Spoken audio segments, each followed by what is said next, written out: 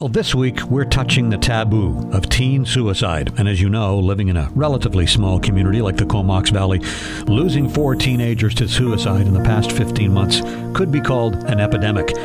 When a person decides to commit suicide, as Heather Owen from the Vancouver Island Crisis Line says, it has an unbelievably huge impact on, of course, the family and friends of the person who died, but even on those who may not have known that individual personally. Suicide grief comes with many emotions, very mixed emotions, lots of questions, lots of guilt, lots of fear, lots of anxiety around it. And, if it could happen to one person, could happen to me or to someone else, I know.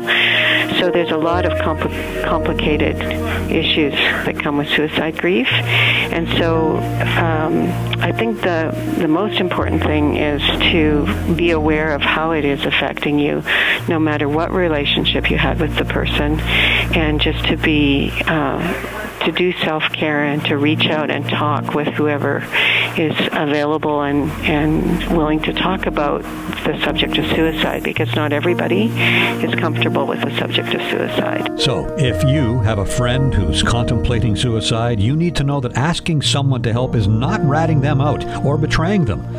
There are trained professionals available for you to speak with. Over the past 2 days, we've heard from the RCMP and from the Vancouver Island Crisis Line. They've talked about teen suicide and the debilitating grief that goes along with finding out your friend, your son or your daughter has taken his or her own life. Today, it's time to hear what one Comox Valley parent has to say about this epidemic, because we all know and understand no parent should ever outlive their child. They can't end their lives. They have to know there's another way. There's a lot of other ways. Waiting lists for kids to get into counselors, that can't happen. There has to be counselors here. There has to be people, even if they're not clinical counselors or psychologists, there has to be somebody for kids to come to talk to. I just feel so passionate about this, and I just want our kids, they're our future. They're going to grow up and they're going to be the future of the Comox Valley and of BC and of Canada and of the world, and we need to look after them. Suicide is very, very real.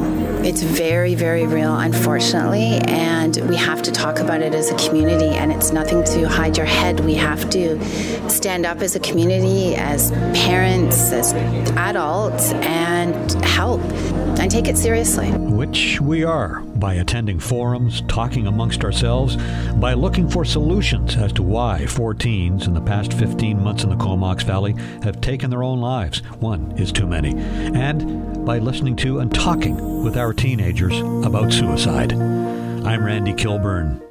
To this point in Jet FM's exclusive series on touching the taboo of teen suicide, we've heard from the RCMP, from the Vancouver Island Crisis Line, and from a Comox Valley parent. But what about teens themselves? Ashley Annis lives here. She recently graduated from Highland Secondary, and she set up a suicide prevention Facebook page that has hundreds of members. Hundreds. And the main reason she set up the page? I'm not placing any blame on older generations, but older generations have made us feel uncomfortable about talking about it.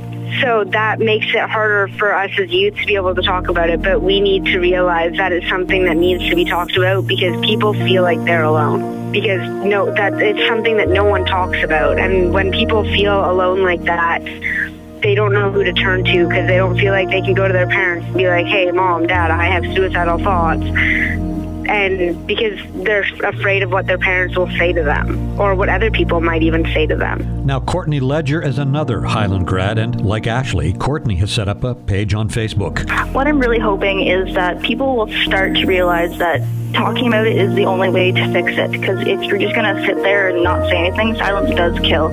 Just like your words can mean so much to someone. You really have to watch what you're saying and watch what you're not saying. So I'm hoping that people will start to talk about it, and that eventually, not even just in the valley, but everywhere else, that the suicide rates will go down, because people will realize that there are people that are there for them. Things will get brighter. And Courtney echoes all of our thoughts when she says she just doesn't want to see anyone else get hurt through suicide. I'm Randy Kilburn.